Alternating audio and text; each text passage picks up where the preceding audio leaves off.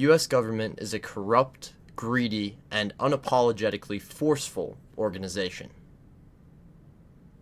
In Marvel movies. In a recent MCU watch-through, I quickly noticed just how relevant government is in countless storylines. There aren't a large amount of explicit scenes referring to this apparent corruption, but an underlying tone revealing the black hand of the US government is hard to ignore in many character arcs.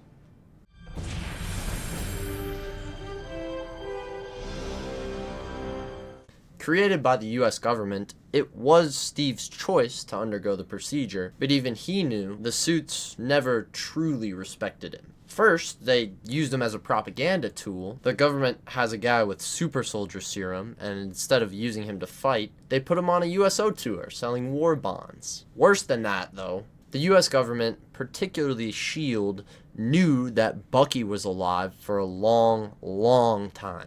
They did not use the resources to try and recover him, and they did not even tell Cap. Fucked up. Now, this might have been because of a Hydra infiltration, but it just shows even how weak this government is. I mean, they let a Nazi branch grow under their nose for decades. Of course, we could get into the Sokovia Accords, but I don't want to turn this into a Civil War vid. The main idea is that the government forced Steve to sign away his rights as a hero. And when he refused, they sent a kill squad after him. Oh, and I almost forgot, right after he dies, the US government tries to replace him. John Walker is positioned as a government-friendly figure. He follows orders, he's highly obedient, and he represents the US government's need for control. This is not at all like Steve Rogers, hence his response to the Sokovia Accords. So this is purely the government finding someone who's easier to manipulate to take up the mantle. These guys are worse than Red Skull or Zemo or whoever.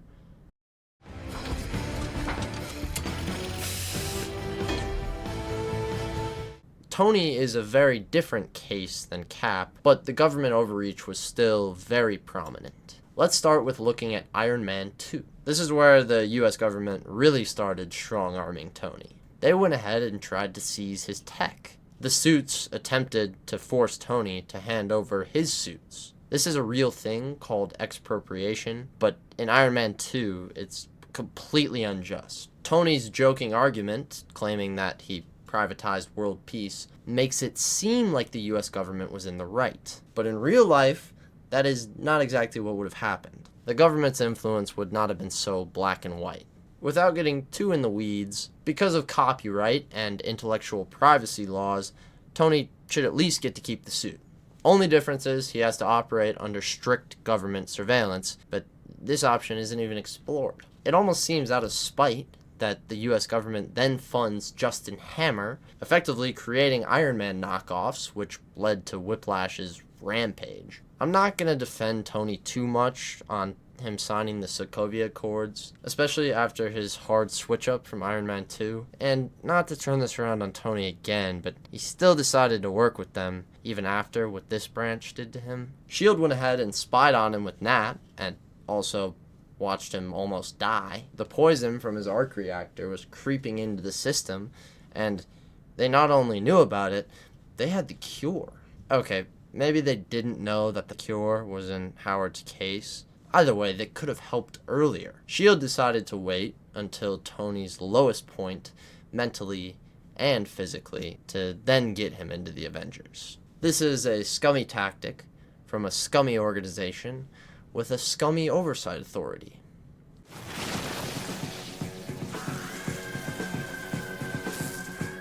Thor is not controlled by the government quite as much as these first two. He has his fair share of trials and tribulations, though. In my opinion, a lot of these actions were justifiable, like building a base around the hammer, or how they treat Jane Foster. Okay, actually, maybe that was a little rash. Very different than the first two.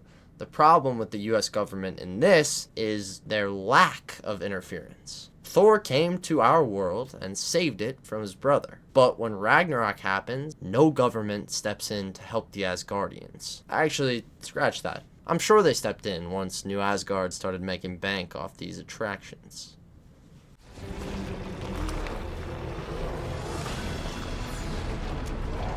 Bruce had some bad times involving the US government, particularly with General Ross. Ross is a pain for Bruce. After causing the gamma radiation and then relentlessly pursuing the Hulk for years, Ross launches a full-scale attack on this man. He uses helicopters and sonic weapons. The man even puts his daughter on the line. Risking Liv Tyler? No way, bro. Not to mention the Emil Blonsky disaster. Well, I guess it worked out in the end. Emil is out of prison, living life on parole in peace. Oh, sorry, you didn't know that? You didn't watch She-Hulk?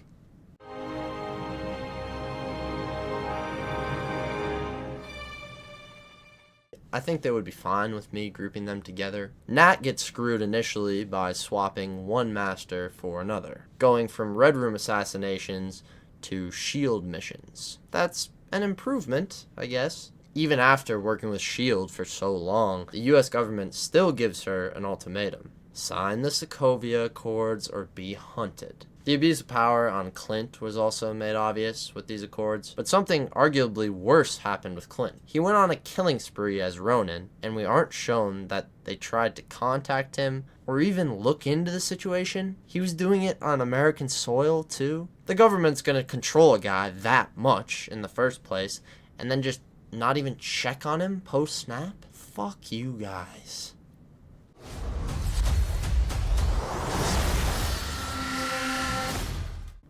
Based on the trailer for Brave New World, it's very clear that the government control of superheroes is here to stay. It's slowly becoming the boys. We can tell General Ross is attempting to get Sam on his side, but will he try and control him? Could this Red Hulk be different? We all know the answer to those questions. Yes, then no. You best believe General Ross will continue to control Captain America, just as he did in Falcon and the Winter Soldier. The overreach theme will again be a main player in these superhero stories moving forward.